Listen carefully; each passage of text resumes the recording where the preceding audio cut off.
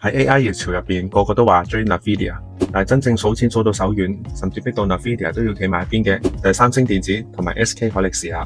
而家 AI 最值錢嗰樣嘢，就未必係晶片本身，而係入邊嘅 HBM。如果 Nvidia 冇咗 HBM，就好似法拉利冇咗油一樣，再勁都跑唔喐噶。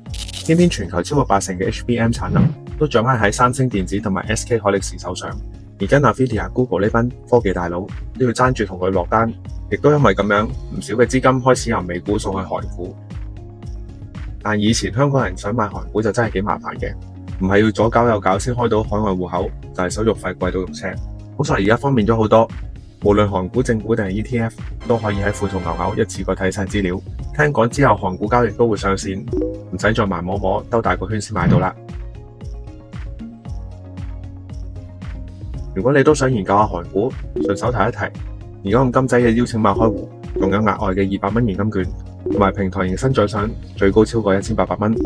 詳情大家可以睇翻資訊欄嗰條連結，或者掃描 QR code。最後想問大家啦，如果 AI 嘅熱潮再玩多5年，你覺得最後嘅贏家係 Nvidia、三星定係海力士呢？留言話我知啊，我係金仔，下集見。